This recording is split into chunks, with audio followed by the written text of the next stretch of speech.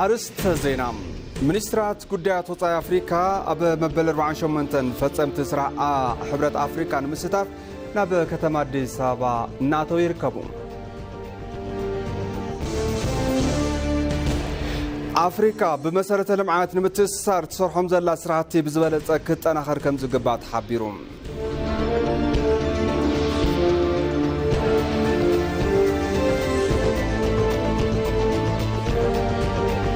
ኢትዮጵያ በቀይሕ ባህሪ ንዘመናት ዝነበራት ተፈጥራውን ታሪኻውን ምትእሳር ዘለዋ ሃገር ምዃና ተሓቢሩ።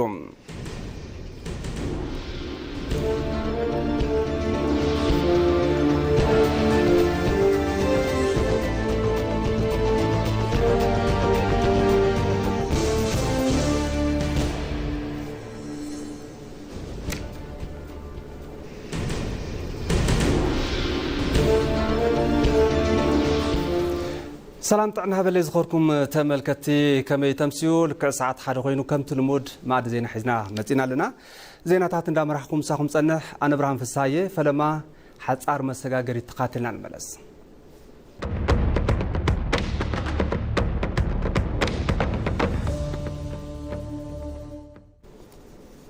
بحصات زيناتات كنجمرنا تملكتي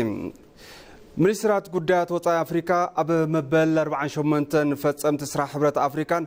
መበል 37 ጉባኤ መራሕቲ ሃገራትን ምስታፍ ናብ አዲስ አበባ እናተው ይርከቡ። ሎሚ ናብ ከተማ አዲስ አበባ ካብ መንጎ ዝኣተው ሚኒስትራት ውሽጢ ሚኒስትር ጉዳያት ወፃኢ ሶማሊያ ዓብዲ ሰላም ዓብዲን ሚኒስትር ጉዳያት ወፃኢ ሴራሊዮን ሙሳ ቲሞቲ ካባን ይርከብዎም። كمون مستر قدات وصاي سهراوي عرب ديمقراطيك ريبابليك محمد سلم بيساتن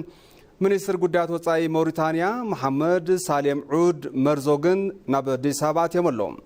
تو مستر اب علم لخ معرفون فرتي بيت انتبصحو بحلفتي مستر قدات وصاي اقابلا كم استغبرلهم تغليصلهم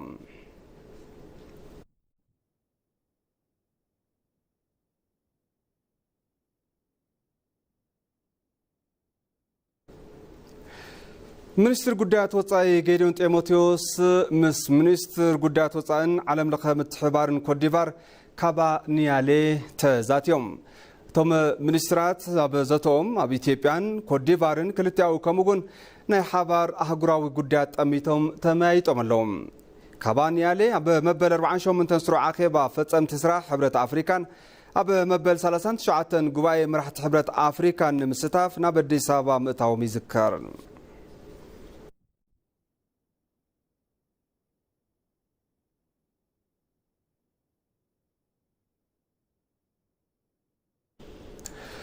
ሃገራት አፍሪካ ዝካፈሎ ጸገማት ቁጠባ ንምፍታሕ ኣህጉራዊ ትካል ፋይናንስ ምጥያሽ የድሊ ክብሉ ገዛኢ ብሄራዊ ባንኪ ኢትዮጵያ እዮብ ተካልኝ ተዛሪቦም። ብምትሕባር ስዑድ ዓረብን ዓለም ለኸ ትካል ገንዘብ IMFን ዝተዳለወ ብቕልጡፍ ኣብ ምምዕባል ዝርከባ ሃገራት ጠመተ ዝገበረ ጉባኤ ይካየደሎም። ዶክተር እዮብ ተካልኝ ኣብ ካልኣይ መዓልቲ መድረኽቲ ጉባኤ ከም ዝበልዎ ዓለም ለኸ ትካላት ፋይናንስ ብፍላይ ንሃገራት አፍሪካ ዘቕርብኦ ደገፍ ኣዝዩ ውስንነት ኣለዎም።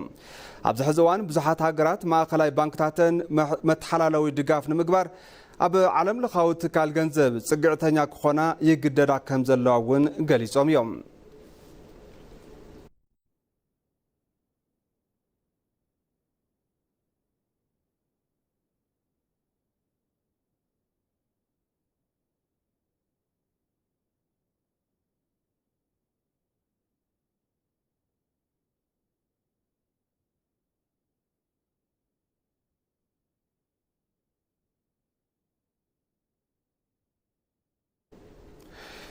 ባህላዊ ስርዓት ዳይነት ዓፋር ማድዓ ኣብ ዩኔስኮ ንምዝጋብ ይስራሕ ከም ዘሎ ተሓቢሮም። ዝተጻልአ ዘተዓርቕ ክብሪ ሓድነትን ባህላዊ ስርዓት ዳይነትን ዓፋር ዝኾነ ማድዓ ብዘመናዊ መልክዑ ካብ ምጥቃም ንላዕሊ ብሳይንሳዊ መጽናዕቲ ዝተደገፈ ኮይኑ ኣብ ሕቡራት መንግስታት ትካል ትምህርቲ ሳይንስን ባህልን ማለት እውን ዩኔስኮ ንምዝጋብ زعلم حجراو كونفرنس أب كتما سمرا يسالتلهم كان دشتو مدعى نسب مقصع طرح زي كونس تبدالي كحسا كرك مقبارن أب منغو كليتيوم وقنات زلاق سلام مورادن بمخانون ولدو مسققار كمز قبايت حبيرو زلهم أبتي كونفرنس رسم حدار كل العفار أول أربام لعلوت حلف تسرح من قستات إثيوبيا جوبتن مرحتي عليت أبوتات هيمانوت كابز تفرالي هقرات زمتو أبو مدعى عفارن تمرامرتي تعودن ترقيبهم اللهم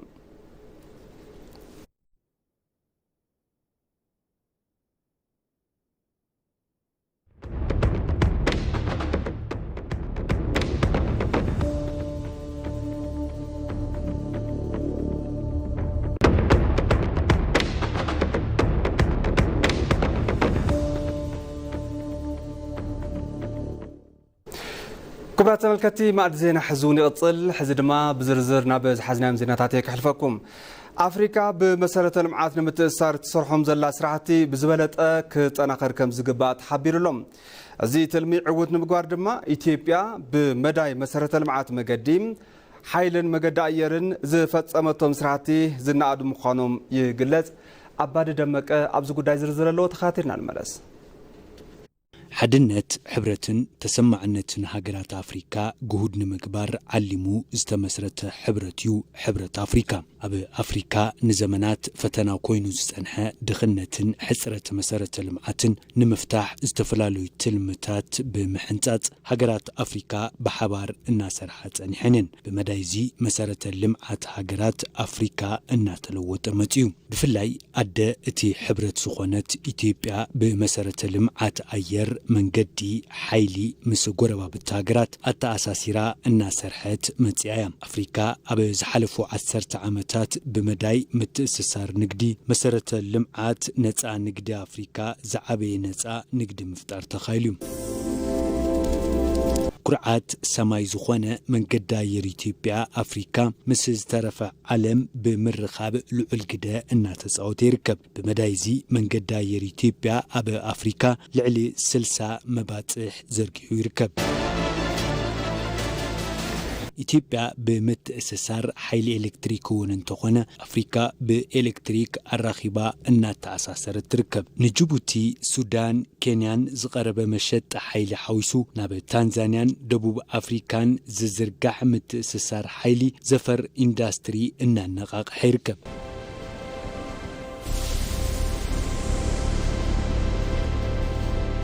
كابلومو ناب أديس أبابا زرقاح كوريدر من قدي ترانسبورتن بابورن إثيوبيا مس أفريقيا تقبرو زلا متسر أبي مخانو زملا ختيوم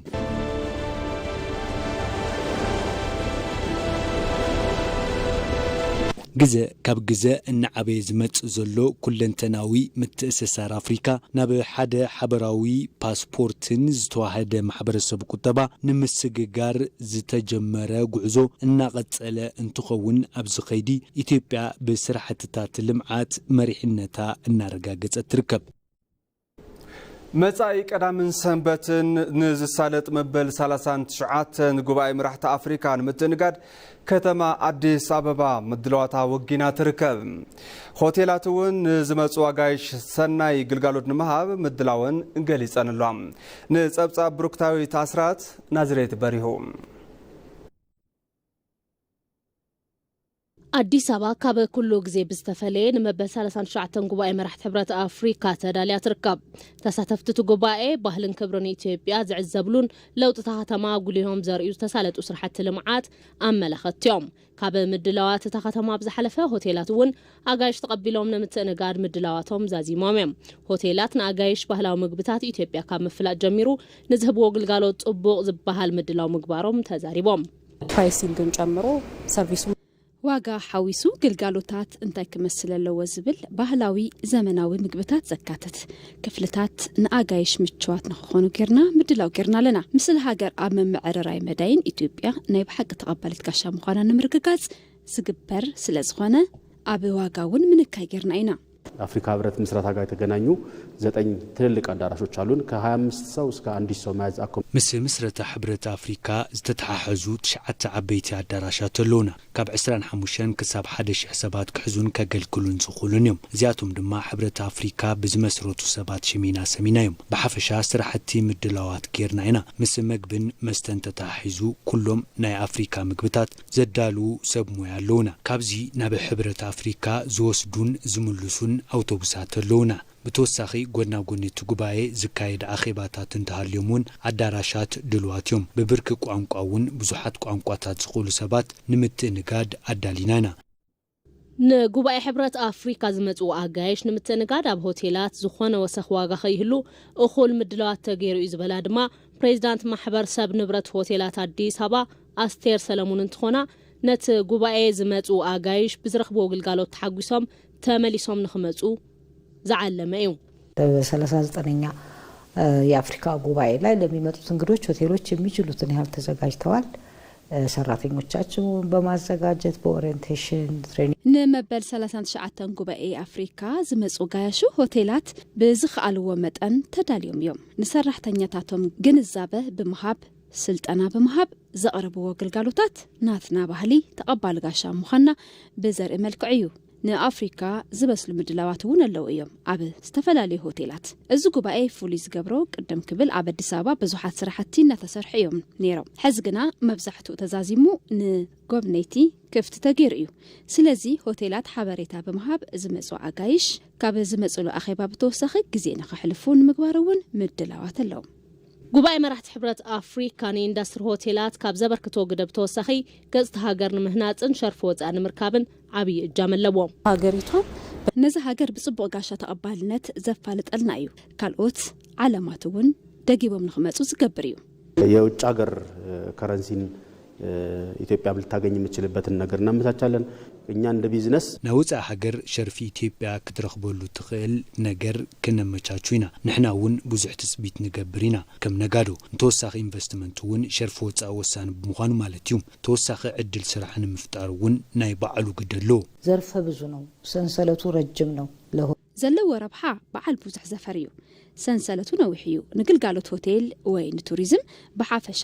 ኣብዚ ውሽጢ ዘለው ሰባት ተረባሕቲ ስለ ዝኾኑ ቁጠባዊ ረብሕኡ ብጣዕሚ ልዑል እዩ ናይ ሎም ዘበን መበል 39 ጉባኤ መራሕቲ ሕብረት አፍሪካ የካቲት 7-8 2018 ዓ.ም ዘላቂ ቀረብ ማይን ድሕንነቱ ዝተሓለወ ስርዓት ተሓላለዋ ጽሬት ምርጋጽን ንዕውትነት አጀንዳ 2063 ብዝብል መሪ ሓሳብ ኣብ ዋና መቐመጢት ሕብረት ዝኾነት አዲስ አበባ ክሳለጽዮም ኣብ ሸውዓይ ሓፈሻዊ መረጻ ትካላት መራኸብቲ ሓፋሽ ንሰላምን ስርዓት ዴሞክራሲን ብሓባር ጠጠው ናይ ምባል ሓላፍነት ከም ዘለወን ተገሊጹሎም ካብ ሻድሻይ ሓፈሻዊ መረጻ ዝተረኸበ ሰናይ ተመክሮ ብምኽዕባት ሚድያ ተሳትፎ ዴሞክራሲ ህዝቢ ንምምዕባልን ብሔራዊ ሓላፍነቱን ክዋጻእ ኣካይዳታት ምሕንጻጽን የድሊ ተስፋይ ለመሳን ዘዋደዶ ጸብጻብ ዳሃብያሲን መረጻን ሓንቲ ሃገር መዐቀን ብስለት እዩ ኢትዮጵያ ዝጀመረቶ ህንጸት ትካላት ዲሞክራሲ ንምጽናዕ ቀጻሊ መረጻ ወሳኒ ድልድል እዩ ኣብቲ ኸይዲ መራኸብቲ ማእኸላት መንግስቲ ኾነ ውልቀ ካብ ዜና ምቕራብ ብዝሓለፈ ኣብ ህንጸት ሃገር በዓል ዋናነት ስምዒት እጃም ክጻወታ ይግበአን ምርጫ እየቀረበ ነው 7ኛው ሀገራዊ ምርጫ ይሄ ትልቅ ኩነት ነው መረጻና ቀረበዩ ሸዋይ ሓፈሻዊ መረጻ ያቀርብሎ እዚ ዓብይ ኩነት እዩ ሓደ ግዜ መራኸብቲ ሓፋሽ ህዝቢ ምስ ውልቀ መራኸብቲ ማእኸናት ብሓባር ብዛዕባ መረጻ ዘቕርብሉ ግዜ እዩ ኣብ ኩነታት መረጻ ኣብ ገላልጻ ውጽኢት ኩለን ሚድያታት ብበዓል ዋንነት ክሳተፋ ልዑል ስራሕ ክስራሕ ኣለዎ ከምኡ እንትኾን እዩ መርበብ ሓበሬታ ተፈጢሩሎም ተቐራሪቦም እንትሰርሑ ብሓባር እናተዛተዩ መረዳእታ እንዳረኸቡ እንትኸዱ ጉጊ መረዳእታ ናይ ጽላት ሓበሬታ እንትህሉ ክምክቱ ይኽእሉ እዮም ሸርሻይ ሓፈሻዊ መረጻ ንኢትዮጵያ ሓዱሽ ልምምድ ዲሞክራሲን ተስፋ ናርዩ ሓሊፉ እዩ ሕዚ ድማ ኣብ ሸውዓይ መረጻ ወሳኒ ምዕራፍ ትካላት መራኸብቲ ሓፋሽ ልዕሊ ኻሊእ እዋን ብሞያዊ ስነ ምግባር ተሃኒፀን ካብ ዘረባ ጽልኢት ብምርሓቕ ሃናፂ ዘተታት ብምድላው ንቕሓት ፖለቲካ ዜጋታት ምምዕባል ይግበአን ብምዃኑ እውን ሚድያታት መንግስታዊ ወይ እውን ውልቃዊ ተባሂለን ካብ ምጽዋዕ ብዝሓለፈ ንሃገር ሰላም እንታይ ሰሪሐን ንነጻነት ዜጋታት ንህንጸት ዲሞክራሲን እንታይ እጃም ኣበርኪተን ዝብል ጉዳይ ቀዳምነት ዝወሃቦ እዩ ሸውዓይ ሓፈሻዊ መረጻ ካብ ዝሓለፉ ልምድታት ብምልዓል ዝሓሸ ኸይዲ ዲሞክራሲ ንኽስዕብ ንቕሓት ትካላት ሚድያ ወሳኒ እዩ ድምፂ ዜጋታት ብምኽባር መማረፂ ሓሳባት ፖለቲካ ብዝሰልጠነ መንገዲ ብምቕራብን ብሄራዊ ስምምዕነት ብምቕዳም ትካላት ሚድያ ንታሪክ ዝቕመጥ ስራሕ ናይ ምስራሕ ዕድል ኣለወን ህብረተሰቡ መምረጥ የሚችለው ሚዲያዎች በሚሰጡት መረጃ ነው ሕብረተሰብ ክመርጽ ዝኽእል ሚድያታት ብዝህብዎ መረዳእታይ ፖለቲካ ፓርቲታት መልእኽቶም ንሕብረተሰብ ዘብጽሑ ብሚድያ ኣቢሎም እዮም ብምዃኑ ሚድያታት ወሳነ እጃም ዘለዎም ሚድያታት ኣብ ፖለቲካ ኢትዮጵያ ብዙሕ ርኢና ኢና እቲ ሓደ ነቲ ሓደ እንትጸርፍ ርኢና ኢና ንህዝቢ ኣብ ዝጠቅም ኣብ መጽናዕቲ ዝተመስረቱ ጸገም ዝፈትሑ ዘተታት ንኽጉልብቱ ሚድያታት ጋዜጠኛታት ልዑል እጃም ኣለዎም ኣብዚ ዝስርሑ መደባት ጋዜጠኛታት ዝጥቀምዎም ሰብ ሞያ ኣለው ንሳቶም ብትኽክል ነጻ ክኾኑ ይግባእ ፍልጠት ዘለዎም ዝዛረብዎ ዝፈልጡ ፍትሓዊ ዘይሻራውን ክኾኑ ይግባእ ከምዚ እንተኾይኑ ኣብዚ መረፃ እዚ ተተግቢሩ ንቐጻሊ መረፃ ልዑል ኣሰር ዘንብር ይኸውን ብምዃኑ እውን ትካላት መራኸብቲ ሓፋሽ ሓገዝቲ ዲሞክራሲያዊ ኸይዲ ምዃንን ብተግባር ዘርኣሉ ግዜ ሕዚ እዩ ንዕውትነት መረፃ ንሰላምን ዲሞክራሲያውን ዕብየት ብሓባር ክሰርሓ ይግባእ ኢትዮጵያ ኣብ ቀይሕ ባሕሪ ንዘበናት ዝነበራ ተፈጥራውን ታሪኻውን ምትእሳር ዘለዋ ሃገር እያ ኣብዚ ሕዚ እዋን ሕቶ በሪ ባሕሪ ኢትዮጵያ ዲሞክራሲያዊ መገዲ ተኸቲሉ ክምለስ ዝግብኦ ጉዳይ ህልውና ኮይኑሎ ፀብጻብ ኣቤል ሙሉጌታ ጌታቸው ኣለሙ ሕቶ ወናንነት በሪ ባሕሪ ኢትዮጵያ ታሪኻዊ መልክዓ ምድራውን ሕጋውን መሰረት ዘለዎ እዩ ኣብዚ ሕዚ እዋን ኢትዮጵያ ነዞም መሰረታት ሒዛ ዝቐደመ ወናንነት ታሪኻን ምምላስ ኣብ ምስራሕ እትርከብ ሃገር እያ ኢትዮጵያውያን እውን ኣብ ቅድሚት ዝስራዕ ኣጀንዳ ኢኮኖሚን ፖለቲካኦምን በሪ ባሕሪ ኮይኑ እዩ እዚ ዝኾነ ድማ ብግምት ዘይኮነስ ታሪክ ተመርኪሱ ኣብ ልዕሊ ኢትዮጵያ ዝተሰርሐ ሽርሒ ባዕዳውያን ንምቕንጣጥ እዩ ታሪክ በሪ ባሕሪ ኢትዮጵያ እንትንዕዘብ ንብዙሓት ኣሽሓት ዓመታት ወናኒት በሪ ባሕሪ ዝነበረት ሃገር ምዃና መዛግብቲ ታሪክ የረዱ ቅድም ክብል ኣብ ስልጣነ ኣክሱም ካብ መንጎ ዓበይቲ ስልጣነታት ንክትስራዕ ካብ ዝኽኣሉ ሓደ ኣዶሊስ ወደብ እዩ ነይሩ ወደብ ኣዶሊስ ብምጥቃም ካብ ህንዲ ክሳብ ሮማን ኤምፓየር ርክብ ንግዲ ይውገነሉ ዝነበረ ዓብዪ ታሪክ እዩ በአንድ ወቅት በቀጠናው ሓያል ሃገር ኣብ ሓደ እዋን ኣብዚ ዞባ ሓያል ሃገር ዝነበረት በሪ ባሕሪ ጥራሕ ዘይኮነስ ንዕኡ መልክዕ ዘተሓዘት ጠንካራ ሃገር ምንባራ ንኸይንገር ተኸልኪሉ እዩ ታሪክ በሪ ባሕርና ከም ንጹህ ወርቂ እዩ ሕዚ ካብ ዝተቐመጦ ድሮናኡ እናነገፍና ኣልዒልና ብዛዕባኡ ምዝራብ ምኽኣልና ዕድለኛታት ኢና ኣብ ማእኸላይ ዘበን ድማ ምንም እኳ ወሰናት ባሕሪ ብባዕዳውያን ወረርቲ ኦቶማን ቱርክን ግብፅን እንተተተሓዙ ነገስታት ኢትዮጵያ ባሕሪ ነጋሽ ዝብል ማዕረግ ዘለዎ መኮንን ብምሻም ነቲ ከባቢ የመሓድሩ ምንባሮም ታሪክ ይረድም ብድሕሪኡ ኤርትራ ብወረራ ጣልያን ተታሒዛ እኳ ተጸንሐት ድሕሪ ምዝዛም ካልኣይ ኩናት ዓለም ፋሺስት ጣልያን ካብ መላእ ኢትዮጵያ እንትውገድ ኤርትራ ናብ ኢትዮጵያ ብፌዴሬሽን ከም ኣቆጻጽራ ኤውሮጳ ብ1952 ተጸምቢራ ድሕሪኡ ድማ ሙሉእ ብምሉእ እንትትዋሃድ ኢትዮጵያ ወናኒት ወደባት ዓሰብን ምጽዋን ምዃን ክኢላ ካልእ ኢትዮጵያን ቀይሕ ባሕርን ተፈጥሯዊ ርክብ ዘለወን ኢትዮጵያ ድማ ኣብ ቀይሕ ባሕሪ ተፈጥሯዊ መሰል ዘለዋ ሃገር እያ ተፈጥሯዊ መሰላ ዝፍልፍል ድማ ዘለዋ ኣቀማምጣ መልክዓ ምድርን ዘለዋ በዝሒ ህዝብን እዩ ብፍላይ ድማ ናብቲ ባሕሪ ኣስታት 60 ኪሎ ሜትሮ እያ ርሒቓ ትርከብ ኢትዮጵያ የባህር አክሰስ አይገባትም ብሎ የሚያምን ሰው ኢትዮጵያ በሪ ባሕሪ ኣይግባእን ኢሉ ዝኣምን ሰብ ተፈጥራዊ ሕጊ ዝሰሓተ ይመስለኒ ሰብ ይውለድ ይዓቢ ይኣርግ ከምውን ይመውት እዩ እዚ ተፈጥሮ እዩ ቀይሕ ባሕርን ኢትዮጵያን እውን ከምዚ እዮም ኣብ ዝኾነ እዋን ምእራግ ኣብ ዝኾነ እዋን ምድካም እንተሃለዎ እውን ቀይሕ ባሕርን ኢትዮጵያን ንዘለዓለም ተፈላለዮም ምንባር ኣይኽእሉን ኣብ መንጎ ቀይሕ ባሕርን ወሽመጥ ባሕረ ኤደንን እትርከብ ሃገር ኮይና ይኹን እምበር በሪ ባሕሪ ዘይብላ ሃገር ምዃና ካብ ዜጋታት ተሓሊፉ ፍትሒ ንዝርድኦም ኩሎም ዝሕዝን ተግባር እዩ ልዕሊ 130 ሚልዮን ህዝቢ ዘለዋ ሃገር ብዘይ በሪ ባሕሪ ምንባራ ንዕቤት ኢኮኖሚን ብሄራዊ ድሕንነትን ዓብዪ ዕንቅፋት እናኾና ዘላ ሃገር እያ ኢትዮጵያ ድሌት ሕቶ በሪ ባሕሪ ኢትዮጵያ ብመገዲ ዲፕሎማሲ ከምኡውን ልምዓታት ብምክፋል ካብዚ ብተወሳኺ ስምምዕነት ሌዝ ንክህሉ ብወገን ኢትዮጵያ ጽኑዕ ቅዋም ኣሎ ኣብዚ ሕዚ እዋን ሕቶ በሪ ባሕሪ ኢትዮጵያ ጉዳይ ህልውና ኮይኑ እዩ ይህን ጉዳይ መቀበል ነዚ ጉዳይ ምቕባል ናይ ግዜ ጉዳይ እንተዘይኮይኑ ናይ ግድን ይመስለኒ ንሕና እንተ ንደልውን ብዘይ ምርግጋጽ ህላወና ምንም ምግባር ኣይንኽእልን ብኻልእ ገጽ ዘለዉ እውን ዝጽገሙ ይመስለኒ ንኣብነት ንሕና ካባና ዝኸይድ ማይ ናብ ኤርትራ ተከዘ ይኸይድ እዩ እንተ ንኽልክል ናብ ሶማልያ ሸበሌ ይኸይድ እዩ انت نخلكل اومو ناب كينيا يخيديوم انت نخلكل بارو دوبو السودان يخيديوم انت نخلكل عباي نسودان يخيديو انت نخلكل يخون ديو تفتراوي يخون تخكل يكونن ودو لكعكم ومالتيوم حتى بر بحري إثيوبيا بمعقفات عالم لخاو حق ون زدق فيهم حقي بحري ودو حورات منقستات بر بحري زي بلن حقراتنا بحري ناي مبصحن هبتات بحري ناي متكامن مسل كم زلون يدنقيق كمون حبراو تتكامنت ون يدق فيهم اب تاريخ زنبرا بر بحري مسمر نقدن مليسكا نمرخاب زقبر صعري مسكور باب تهاجرات ون بسلامن بحبراوي ربحان ابدليت تمسرتو كي وقن زقبو تكبار كوينيو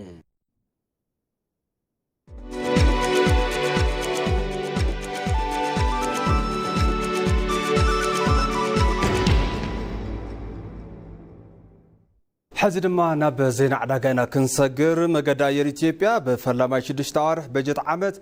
4.4 بليون دولار أتاوي رقيبة كبل آفلي طلعم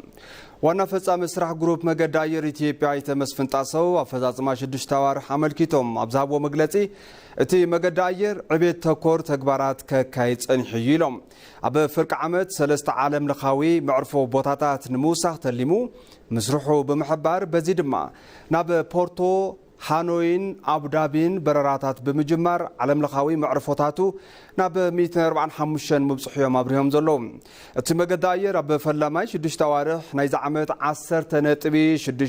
مليون تقعاستي بمقعاز تلمو بملو معواتو بمقلاز مز حلفة بجت عمت تماسال وان تنزاتر بعصرت حدا ميتاوي توسخ ممزقابو آرد يوم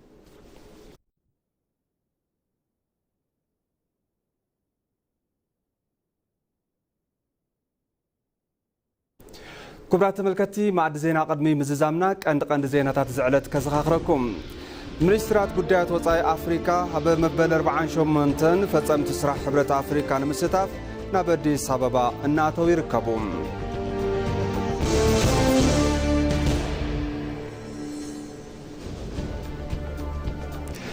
أفريكا بمسارة المعات نمتسسار تصرحهم زلات سرعتي بزبالة كت أنا آخر كم زقبات حبيرون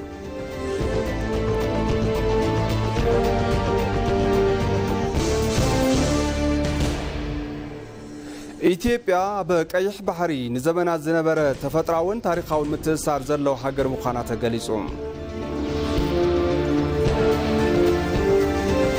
باركست ملكتي مع دزينا بزيزازم سلامك تالكم عزينا نمسجن السلام